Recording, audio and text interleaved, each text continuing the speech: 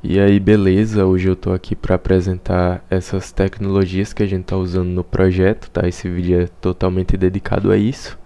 E aqui na nossa tela a gente já pode observar, né, que eu tô com dois aplicativos abertos aí.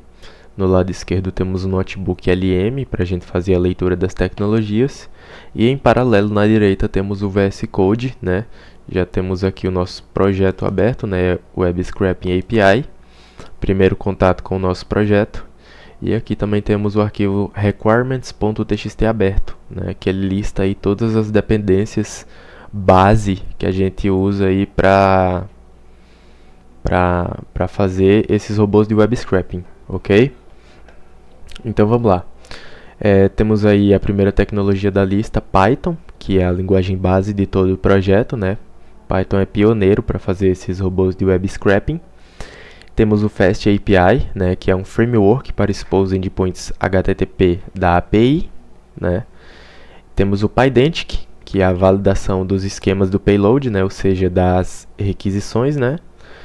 E ele acompanha o Fast API, né?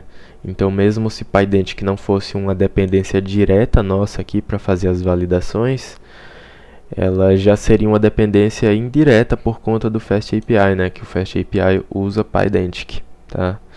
E Pydantic se classifica como uma biblioteca.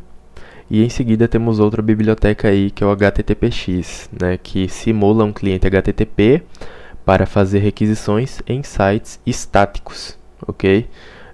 A gente tem dois tipos de site que a gente faz scrapping, né? Sites estáticos e sites dinâmicos, né? E especificamente para sites estáticos, a gente usa o HTTPX para fazer a requisição e trazer uma resposta do servidor do alvo para a gente, né? Depois temos Beautiful Soup, também se classifica como uma biblioteca. E Beautiful Soup é basicamente responsável por ler o HTML, né? Fazer as interpretações e extrair os campos que são do nosso interesse, né? Então, ele tem um papel primordial aqui nessa nossa aplicação, ok? Playroute se classifica como um framework e ele simula um navegador real, né? Seja um Chromium, seja um Firefox ou outros aí, né? E ele é usado especificamente em sites, né, que dependem de JavaScript, ou seja, sites dinâmicos, né? Então, Playroute a gente usa especificamente para fazer scrapping em sites dinâmicos, né? Depois aí a gente entra com App Scheduler, né? Não sei se a pronúncia certa é assim, APS Scheduler ou API Scheduler, mas ele serve aí para agendamento de tarefas recorrentes, né? Ou jobs dos módulos, tá? Essa dependência aqui, tá? Se classifica como uma biblioteca e ele não tem um papel tão necessário assim para fazer scrapping. Porém, para agendar tarefas, como por exemplo limpar o cache, né, ele entra como uma alternativa muito boa, né, para fazer agendamento de tarefas.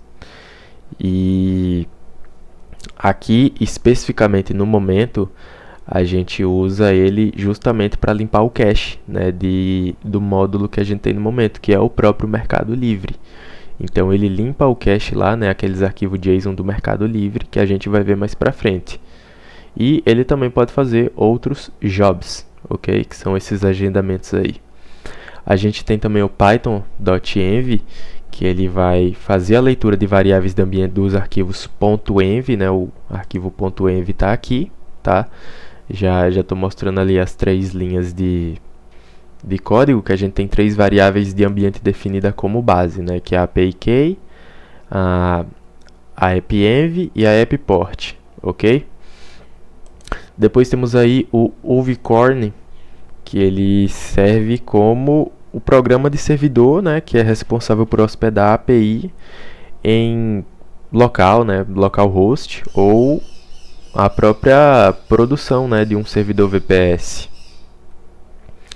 E o Docker, para a gente fazer a containerização, né, da aplicação para deploys em VPS, né?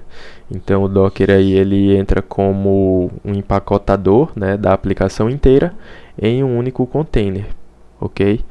E esse foi o vídeo falando sobre todas as dependências, né, as tecnologias que a gente está usando no projeto como base, né? São as tecnologias base. E conforme o projeto vai crescendo exponencialmente, né, vão crescendo outros módulos além do Mercado Livre que a gente tem aqui no momento, vai surgindo a necessidade de a gente ter mais dependências dentro do módulo em si, né, porque a gente tem aí as dependências base de toda a aplicação, que são essas que eu falei, e também tem as dependências do módulo específico, tá? O Mercado Livre não tem dependências em módulos específicos. Essas dependências base que eu listei, ele já funciona como um scrapping corretamente, porém pode surgir a necessidade aí em outros alvos exportar mais bibliotecas ou frameworks, tá? Mas aí no caso não seria aqui nesse requirements que a gente colocaria a dependência. Seria aqui em Marketplace, Mercado Livre e nesse requirements do Mercado Livre, por exemplo, né? Então seria nesse requirements do módulo, ok? É isso, muito obrigado. Veremos os próximos vídeos.